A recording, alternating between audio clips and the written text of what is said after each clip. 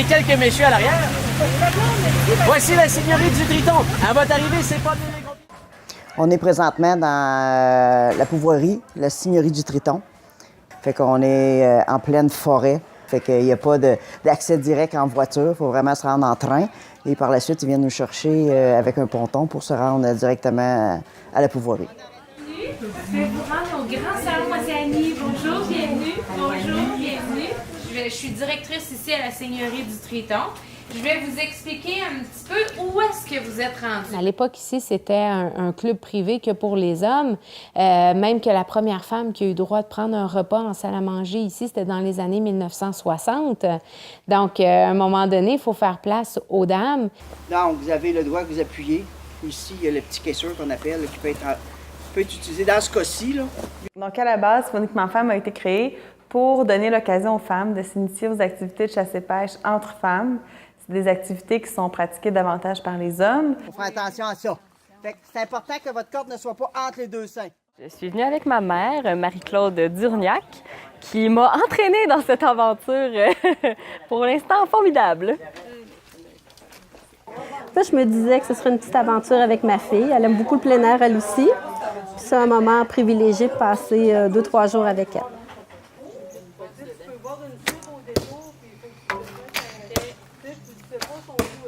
C'est exclusivement réservé aux femmes parce qu'avec les années, on a remarqué vers la fin des années 1990 qu'il y a un besoin, il y a une demande et de plus en plus de femmes s'intéressent, mais n'ont pas nécessairement les outils ou les accessoires pour pouvoir le faire de façon individuelle et autonome.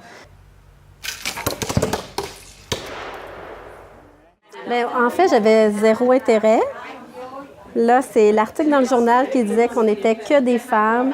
Moi, j'ai tendance à laisser ma place. Il y a quelqu'un qui semble plus compétent. Ça ne veut pas dire que les hommes sont plus compétents, mais souvent, ils semblent plus compétents. Fait que j'ai tendance à me placer en deuxième. Là, je me disais, tiens, c'est une occasion d'expérimenter, de toucher, de voir s'il y a quelque chose que j'aime là-dedans. Ma fille a ça plus fort que moi. Elle va plus facilement se mettre en avant-plan. Fait que je me disais que ça serait une bonne partenaire, puis aussi pour me donner un petit coup de pouce. Puis j'aime aussi voir le plaisir qu'elle a dans la découverte de nouvelles choses, là. Avec des instructrices féminines, ce qui est bien, c'est qu'on a des références féminines aussi dans ces activités-là. C'est que ça nous montre que, en étant une femme, on peut pratiquer bien le tir à l'arc, le tir à la carabine, d'avoir une instructrice au tir. C'est tellement réconfortant pour les femmes, c'est ce qu'on entend souvent aussi. Elles se sentent bien, elles se sentent en confiance. Toutes les monitrices sont assez exceptionnelles ici. Ça fait que elles transmettent leur passion, elles transmettent aussi toutes leurs expériences par des petits commentaires par-ci, par-là, ou juste de nous toucher, de nous placer. Beaucoup, beaucoup de donner de la confiance, du plaisir aussi d'expérimenter. Non? Tu vas éjecter ta cartouche. Oui, c'est ça. Il faut comprendre que la pêche et la chasse, donc souvent, c'est des intérêts qui nous viennent lorsqu'on est jeune. Tu sais, moi, j'ai commencé à chasser, j'avais à l'âge de 12 ans, parce que c'est à partir de 12 ans que tu peux faire le cours pour obtenir ton certificat de chasseur. Puis je suis allée faire mon cours en même temps que ma mère, justement. Fait que donc, ma mère a commencé à chasser pratiquement en même temps que moi. Puis c'est mon père qui m'a vraiment là, initié à la chasse. Tire et faites feu! 5 fois!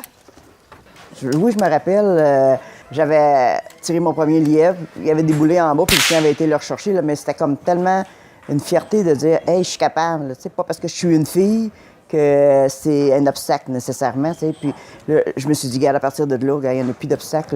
La chasse, c'est faite pour moi. Le goût de pêcher, donc ça vient de la famille. Donc moi, principalement de mon père. Bien, c'est vrai que la famille y est pour beaucoup. On le voit souvent, on le voit très, très fréquemment, en fait, la transmission père-fils. C'est un monde très familial, donc souvent on va au camp de chasse en famille, on va pêcher en famille. Bon, vas-y, là, faut que tu le cognes, tu fasses quelque chose. Attends. Étonnamment, s'il y avait un niveau 2 d'ouverture où on va vraiment à la chasse, on va vraiment traquer des animaux, c'est vraiment une découverte pour moi là, aujourd'hui. Là. Je me dis, ah oui, ce serait quelque chose qui pourrait m'intéresser d'aller essayer. Il